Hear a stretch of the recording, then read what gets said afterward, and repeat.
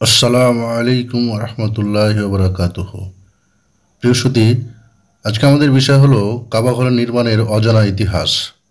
আপনাদের সকল স্বাগত জানাই। আয় দর্পণ।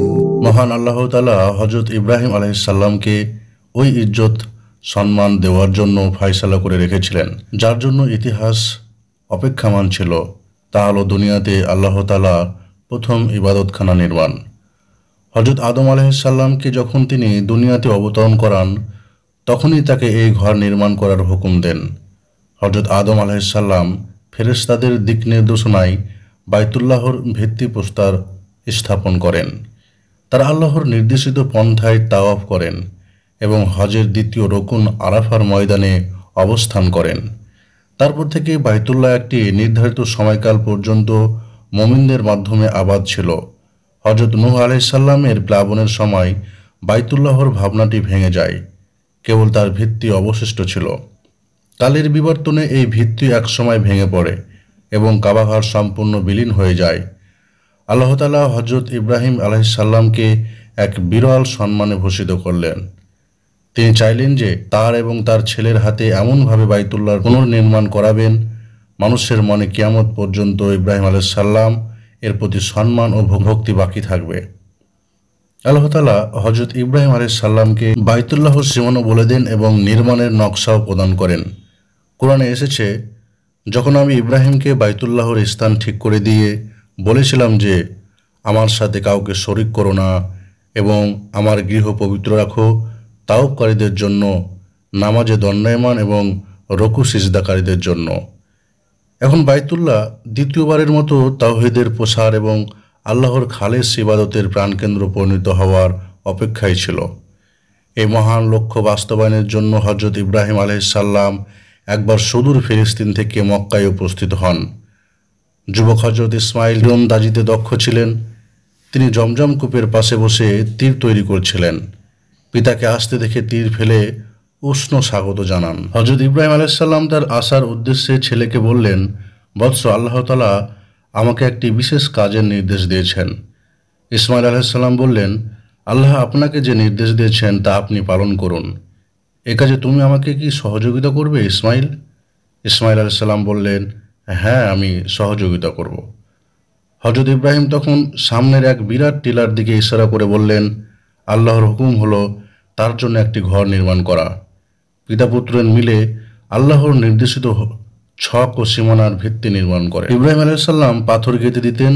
দেওয়াল যখন কিছুটা উঁচু হলো, তখন এক কোণায় হাজরে আসওয়াদ স্থাপন করলেন। উভয়ের বিশ্বাস ছিল তারা এমন পবিত্র ঘর ও কেন্দ্র নির্মাণ করছেন যেখান থেকে লা শরিক আল্লাহর তাওহীদ ও একাত্মের বার্তা পৃথিবীব্যাপী ছড়িয়ে পড়বে এবং যে ঘর আল্লাহ ভোলা অন্তর, পরস্পর বিদ্বেষী পরিবার, পথভ্রষ্ট লোকজন সহ পৃথিবীব্যাপী আনাচে কানাচে বিক্ষিপ্ত জাতিগোষ্ঠী সবাইকে তাওহীদের গণ্ডিতে একত্ববদ্ধ করার কেন্দ্রস্থল হবে। এখানে জাতি বর্ণ নির্বিশেষে সকলকে এক উম্মাহর ঝান্ডা তলে সমবেত করবে। কাবা নির্মাণের এমন মহান উদ্দেশ্য সামনে রেখেই পিতা পুত্র উভয়ে আল্লাহর দরবারে দোয়া করেন, হে আমাদের রব, আমাদের আমল কবুল করুন, নিশ্চয় আপনি সর্বশ্রোতা সর্বজ্ঞানী।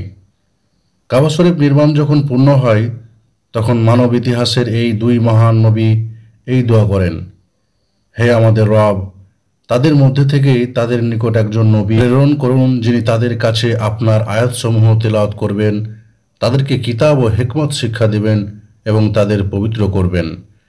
নিশ্চয় আপনি পরাক্রমশালী, হিকমতওয়ালা। তাদের দোয়া কবুল হয়। শেষ নবী হযরত মুহাম্মদ সাল্লাল্লাহু আলাইহি ওয়াসাল্লাম হযরত ইসমাইল আলাইহিসসালামের বংশধর হবেন, এই ফয়সালা হয়ে গেল। সেই সাথে এরও ফয়সালা হলো যে শেষ নবী তার বংশধর হওয়ার পাশাপাশি নবিকুল শিরোমণি হবেন। তার হাতেই পৃথিবীর ইতিহাসের বড় বিপ্লব ঘটবে। পূর্বে খোদা তাআলার ইবাদতের জন্য কোনো মসজিদ বা গৃহ নির্দিষ্ট ছিল না। খোদার আদেশে হযরত ইব্রাহিম সর্বপ্রথম মসজিদের ভিত্তি স্থাপন করেন। এই উপাসনা গৃহ নির্মাণ শুধু তিনি ও তাহার পুত্র ইসমাইল দুজনে করেছেন। হযরত ইসমাইল পাথর তুলে দিতেন ও হযরত ইব্রাহিম সেই পাথর দ্বারা দেওয়াল গাঁথতেন। এইরূপে পিতা পুত্র কাবা ঘরের প্রাচীর নির্মাণ করেন, কিন্তু ইহার ছাদ নির্মাণ তিনি করেননি।